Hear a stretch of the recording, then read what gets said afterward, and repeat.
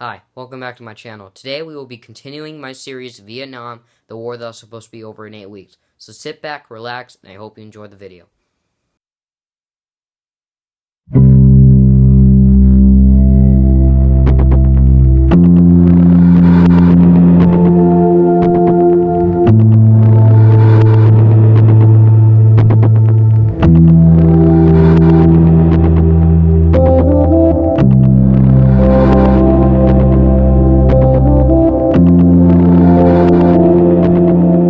Hi, welcome back to my channel. Today we're going to be reviewing back at my series Vietnam, the war that was supposed to be over in 8 weeks. So, when we left off last episode was the US was at war with North Vietnam and North Viet Cong in 1955. So I'm going to fast forward to 1965 and 1967 to show what's going on now. So let's begin.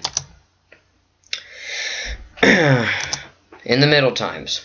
In the Middle Times, the war was getting rough. A lot of U.S. casualties were happening. A lot of Air Force, Army, Marines, and everything were getting decimated. And we couldn't catch the enemy. So this resulted in measuring victories in territory and measured them into enemy casualties, which resulted into a bunch of U.S. patrols. We would send out patrols, and they would look for enemy, or Charlie, if you will, and would eliminate them. And that was how they measured their victories. But there's this one huge leap that stops them all out. So let's continue with the next slide so you can figure it out.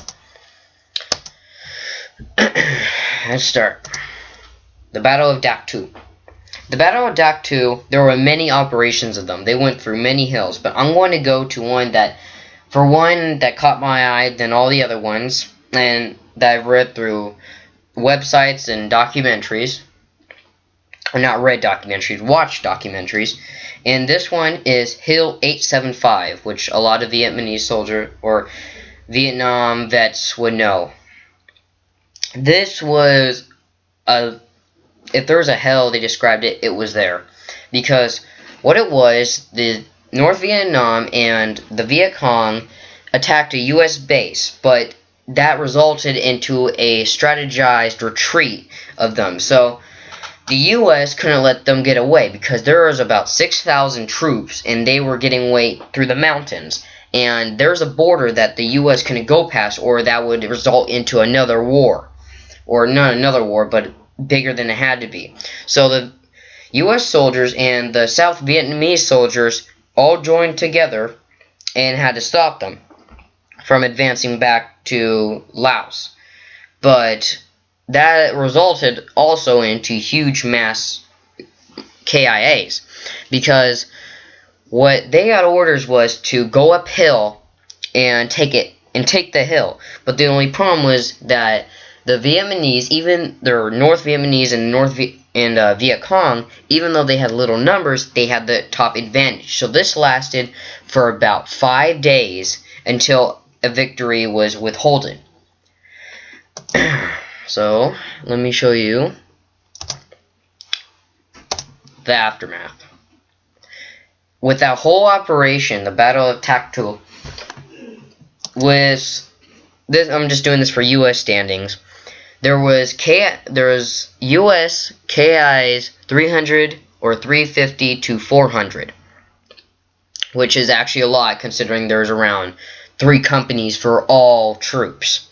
There was 15 MIA and around 1,441 wounded, while North Viet Cong in the North and Viet Cong only had 1,000 to 1,600.